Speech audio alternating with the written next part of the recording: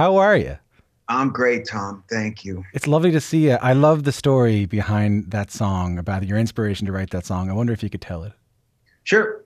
COVID hits, and we have three community restaurants in New Jersey that works off of a model of volunteerism. But because of COVID, no more volunteers could come in and assist in the restaurants. So I was called upon to wash dishes like I did when we first opened.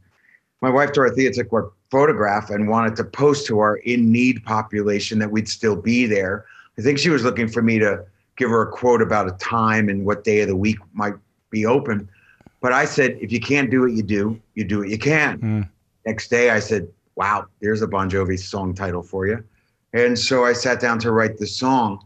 And it was a song of inclusion. You know, we're going through a difficult time on the planet Earth, and anyone from everywhere could relate to the lyric. The love I felt for you in that song towards first responders, towards working people was really powerful, but not incredibly surprising given the history of your music, even going back to the beginning of your career.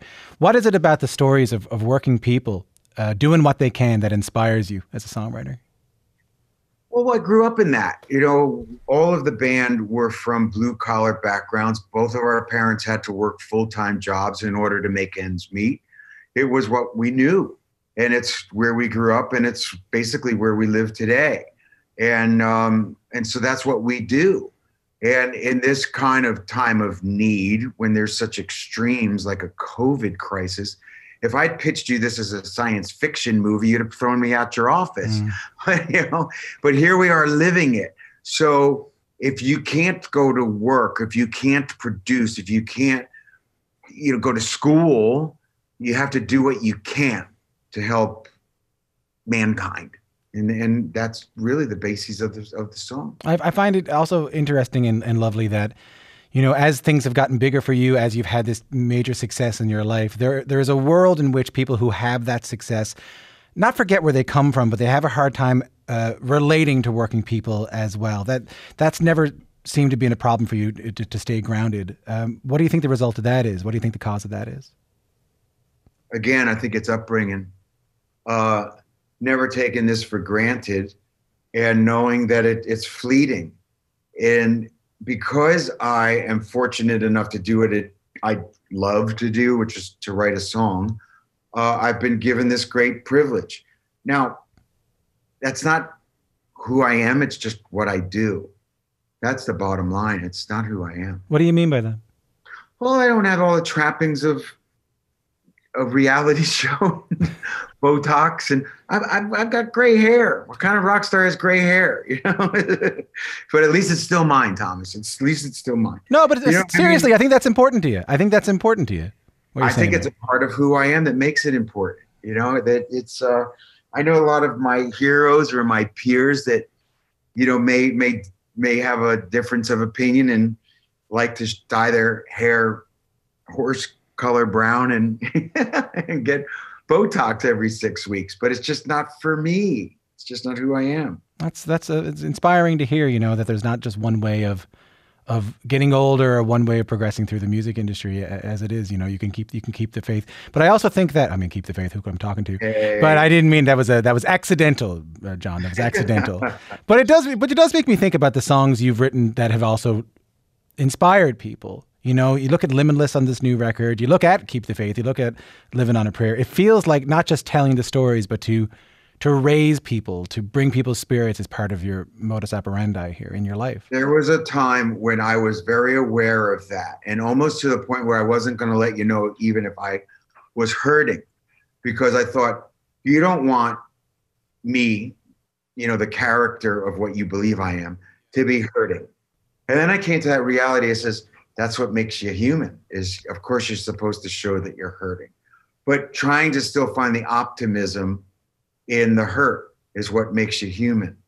And so whether it was It's My Life or Limitless, Limitless, think of it in the context of COVID. God knows we were all waking up and not knowing what day of the week it was. And so it's like, okay, everybody, wake up. We gotta get a move on here. We gotta, try to do something. Felt like we were all in this kind of, bad movie, The Truman Show. And so you try to find optimism even in the darkest of scenarios. There was a time where you felt like you couldn't let people know you were hurting? I think that was in my mind, wasn't true, but in my mind at a time in my life that I thought that, folks look to us for optimism. And there was periods in my career when I'd look on other genres of music that weren't as optimistic. And I thought, no, well, my light is on optimism. And so people expect that of us. And they found hope in those songs. And so I was thinking, oh, maybe I need to just shine that light of positivity all the time. But that's not real. You see, you have to admit to the mirror that I'm hurting, and so that's what makes us all better humans, is to embrace the hurt. But what a powerful feeling that must be to look out into a crowd when you're singing It's My Life, or you will be singing Limitless, or you're singing one of those songs. To know that, and I put it this way, to know that while you're singing the song the way you wrote it about your own experience, every single person in that audience is singing their own song with you. Like they might be mouthing your lyrics, but they're singing their own song. Absolutely. What a privilege, but what a responsibility too. When you do it from a place that is pure, that's when the connection happens. When we wrote It's My Life, I had to fight for the line, like Frankie said, I did it my way. Why? I had just finished a movie called U571. I had come home and I really wanted to embrace the whole Sinatra thing. He had just passed away. And the idea of making records on his own terms and movies on his own terms. And Richie Sambora said to me, who's Frankie? And I explained Sinatra. And he says, who gives a shit? And I said, I do. And my definition of Frankie was that it was your brother, your best friend. It was a stranger that you'd seen on the street. And then he went, oh, okay, I get it. and I won the argument because Frank was not Frankie to anyone else but me. That was my Frank. And everybody else made it their brother, their buddy, their best friend. So that line to you was about, even though it is a great responsibility, even though it is a great privilege, it's your path. Absolutely, yeah. And that's when the most, biggest connections have happened in our songs, is when you really put it from that pure place and you're ready to go to the wall for it. Written by a Canadian, by the way, Paul Anka. Yeah. Paul did the English translation of that lyric. Mm-hmm. I know. I actually sang it as a duet with him once on a record. One of my favorite songs. Whenever I'm home in Newfoundland, I always get my mom to sing it. I love it when she sings it. I love that. See, and your mom made it her own too, I bet. She did. I hear everything she's ever gone through in her life when she sings it. It's one of those perfect songs. Now, hold on now. I can't be talking about Paul Anka to you while I got you, only every now and then. You used the word earlier that's been on my mind a lot, which is cynicism. You don't want to end up being cynical. But my God, Jon, there's so many causes not to have hope right now, between COVID-19, the current moment we're living in, between the U.S. election coming up. I find it interesting that you're fighting cynicism. How do you do it? What keeps you hopeful? I try to find hope even when it's difficult. And I'm not telling you that I'm able to always do it. It takes conversation with people, some professional, some friends. It takes reading and letting your guard down so that you can be open enough and have honest enough conversations. But I did find hope in these last few months in the next generation. And I really am hopeful that this graduating class of 2020, whether it's high school and college, and these young people, and I don't mean this to sound like an old guy, but they were born out of 9/11 and they graduate school, whether it's high school or college, in the midst of a pandemic. These are going to be, to me, the great innovators, the great inventors, the great ones who see beyond color of your skin or rigid religious or sexual beliefs, and I really believe that generation is the ones that are going to say, enough of you old white men who messed everything up. It's time for us to make the better world happen. You heard former U.S. President Barack Obama and current Democratic nominee and former Vice President Joe Biden say the same thing. They would say in their speeches, I noticed that both times, they would say, you know what? I also want to shout out the new generation who might just be able to fix the problems.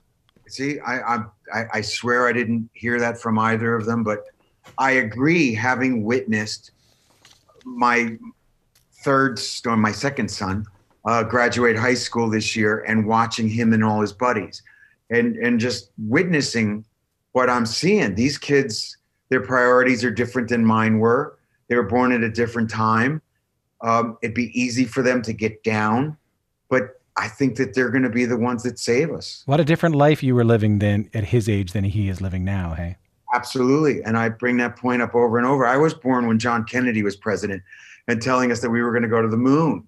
And I graduated high school when a guy named Ronald Reagan was the president, and he was that cowboy from the movies that was saying rah, rah, rah, and so America's kind of rah, rah period was much different then than the world that these kids are born into now. It's a powerful sentiment, but look what you were able to do because of that opportunity. I do want to talk a little bit about music and a little bit about touring and a little bit about your success up to this point. So many musicians aren't on the road right now. I think about virtually every musician isn't on the road right now, and not just musicians, but touring outfits, lighting directors, tour managers, bus drivers, an entire industry is shut down. As someone who not just does clubs, not just does arenas, does stadiums, what's been on your mind right now during this pause? It's a reset button. I'm very, very aware of the economy that was moved by the entertainment business, whether you're a musician and you're in a touring entity, or if you were the concessionaire or the usher at the arenas or the stadiums, the parking attendant. Those economies are changed maybe forever. We went out of our way to cancel the tour, not postpone it. I had no interest in letting the promoter hold on to money for a year and a half that people may need for their credit card bills and for the rent. I was very cognizant on day one that we didn't know when it was going to gear up again. And I wasn't worried about the fan base not wanting to buy a ticket in 18 months from now. If they don't want to buy a ticket in 18 months from now, it's because they can't, and so I wanted them to have that money back. And so I was very aware of people's, situation. And I don't think we've really realized the depths of that yet. I think we're still on Novocaine as a world. The economies haven't really been shifted yet. I think it's coming. I'm interested to go back to sort of the before time, to sort of happier times. Not every artist, in fact, very few artists get to play the rooms that you've played, to move from arenas to stadiums. Give me an example of, if not your favorite show, then a show that comes to mind where you looked out into the audience and said, how did I get here? I'm sure it happens a lot, but can you think of one in particular? Not really, and it'd be a big surprise, I guess. There'd be nights where you'd say to me, well, wasn't that one of the highlights? And I'd go, no, because I was distracted. I, for whatever reason, wasn't in the moment. And other nights where I go, no, that really was good. And it's not about size. It's just about a connection. Sometimes it's just the connection with the band or the audience, or just maybe how I felt that day. So size really was never the motivator. It sure is sweet to have the photographs to look back on, but that's really not what makes you want to do it in the morning. But don't you have to change your performance style? I know when friends of mine who have moved from, even in Canada, have moved from bars to hockey rinks, they said it was a whole different style of performance they have to do in order to do that. I can imagine it's the same for moving to arenas and stadiums. It's a different style of performance. It can be. Again, that's up to the individual. I'm not going to learn dance moves. I don't like I don't like pyrotechnics at our shows. But in this day and age, maybe now more than when we started playing stadiums, the quality of video is such that you could see a bead of sweat. So in truth, I could be as intimate in a stadium as I can be in a nightclub, in a cabaret lounge, if you're aware of the camera. Now, the big grandiose moves when you're really 100+ yards away and 3 tiers down from the guy in the top of the bleachers in the stadium. I could jump up and down and do jumping jacks all I want. I'm still only an inch and a half tall to that guy who's looking from that far away. So, I know what you're trying to say. And yes, that is true to an extent. I'll tell you what, it was more prevalent for me to be more animated was when we were that opening act and I had to get your attention because you didn't know my songs as well. Yeah. When I had to do what was called headhunting and maybe a language barrier, I had to go out there unknown in the Soviet Union when I was used to relying on, okay, folks, and here's one called Livin' on a Prayer. Who are you opening for? We did a festival. I'll give you a great little anecdote. Okay. We played the Moscow Music Peace Festival in 1989. We were the headliner. It was a band, a ridiculous lineup of, bands of the moment, which was the Scorpions and Ozzy Osbourne and Motley Crue and Skid Row. And we went out there and we're the closer. And this was after having Slippery When Wet and New Jersey, 2 massively big records, where all I would have to do is say the title of the song and the stadiums would erupt. Well, I'm in the Soviet Union where they've never had those records. So we had to follow the Scorpions, which were a ridiculously live band. They were great live. And in truth, we got our butts kicked because I went out there and did what I would do to an audience who knew my records. And the second night on the same stage, in the same lineup, I knew how to win the crowd over. And what I did was I took a Russian soldier, did the old story that you've heard now 100 times. I gave him blue jeans and T-shirts for a Russian military outfit. I came down the aisle in the Russian military outfit. I told the band to just play the intro of that song over and over and over. I'll get there eventually. They did as I asked. I jumped over the barricade. I had the hat and the coat on. I won the moment. Because now I had to go, okay, how do I win without any cheap tricks? I love it. Yeah. That's what it meant to be a great entertainer. Well, look, I want you to get spiritual with me just for a second. Take a listen to this.